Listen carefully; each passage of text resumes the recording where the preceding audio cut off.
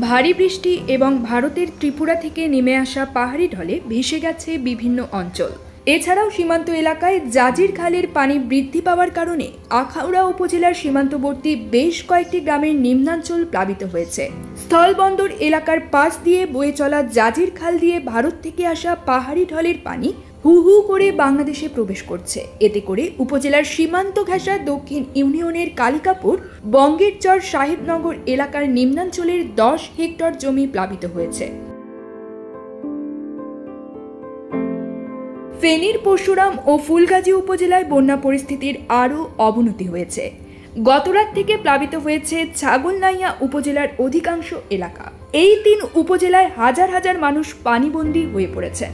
রাস্তাঘাট ও ফসলের মাঠ তলিয়ে গেছে, পুকুরের মাছ গেছে ভেসে। মুহুরী নদীর পানি বিপদসীমার 55 সেন্টিমিটার ওপর দিয়ে প্রবাহিত হচ্ছে। এতে নিম্নাঞ্চলের লক্ষাধিক মানুষ পানিবন্দী হয়ে পড়েছে। ভোগান্তিতে পড়েছে এসব পানিবন্দী মানুষ। মুহুরী, কুহুয়া ও সিলোনিয়া নদীর পুরনো 12টি ভাঙা স্থান সহ 27টি স্থান দিয়ে লোকালয়ে পানি প্রবেশ করে গ্রামের পর গ্রাম প্লাবিত হচ্ছে। দিশেহারা হয়ে পড়ছেন মানুষ। পরিস্থিতি সামাল দিতে সেনাবাহিনী ও কোস্টগার্ড সহযোগিতায় নেমেছে। News desk, UKBD Times.